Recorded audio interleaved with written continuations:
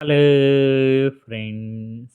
మనం శ్రీమద్ వాల్మీకి రామాయణం నుంచి ఒక ప్రశ్నను పరిశీలిద్దాం. క్వశ్చన్ ఏంటంటే, Lakshmana heard the loud cries of which bird just before the attack of Kabandha.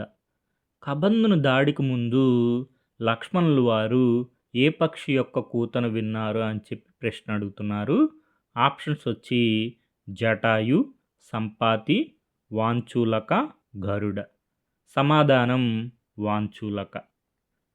మనం శ్రీమద్ రామాయణం అరణ్యకాండలో పరిశీలిస్తే కొంచెం దూరం పోగానే లక్ష్మణుడు రామునితో ఇలా అన్నారు: అన్నయ్య, నాకు భుజాలు అదురుతున్నాయి, మనసంతా కల్లోలంగా ఉంది, ఎన్నో అపశకునములు కనపడుతున్నాయి, మనకి ఏదో ఆపద జరగబోతున్నట్టు అనిపిస్తూ ఉంది, దానికి సిద్ధంగా ఉండు.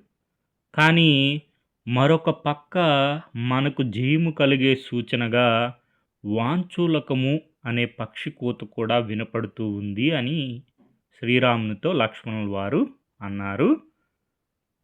తరువాత మనకి కబంధునితో దాడి వృత్తాంతం, కబంధ శాప విమోచన వృత్తాంతం ఉంటుంది.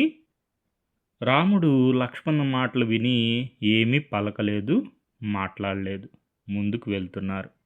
ఇంతలో వారికి ఒక భయంకరమైన శబ్దం వినిపించింది. ఆ శబ్దానికి అడవిలో జంతువులన్నీ చల్లా చెదురుగా పారిపోయాయి.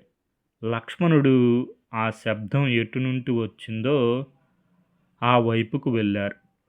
ఒక పొదలో లక్ష్మణునికి ఒక భయంకరమైన రాక్షసుడు కనిపించాడు. ఆ రాక్షసుని పేరు కబంధుడు. ఆ రాక్షసునికి కేవలం శరీరం ఉంది, శిరస్సు లేదు. అతని పొట్ట వద్ద ముఖం ఉంది, వక్షస్థలంలో ఒక కన్ను ఉంది, పొట్ట దగ్గర పెద్ద నోరు, ఆ నోట్లో పెద్ద నాలుక ఉంది. ఆ రాక్షసుడు తన ఒంటి కంటితో ఎంత దూరమైనా చూడగలడు. తన పొడువాటి నాలుకను చాచి ఎంతటి జంతువునైనా నోట్లోకి లాక్కోగలడు. ఆ రాక్షసు శరీరం పెద్ద పర్వతంలాగా ఉంది. ఆ రాక్షసుని చేతులు చాలా పొడుగ్గా ఉన్నాయి. ఆ చేతులతో ఆ రాక్షసుడు ఎన్నో జంతువులను తన వైపుకు లాక్కొని తింటూ ఉండేవాడు.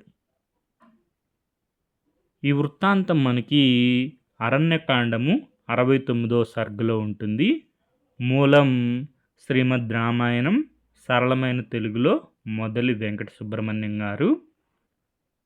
మనకి శ్రీమద్ వాల్మీకి రామాయణంలో వాంచూలక పక్షి గురించి అరణ్యకాండము 69వ సర్గ 23వ శ్లోకంలో ఉంటుంది. Okay friends, thank you for watching.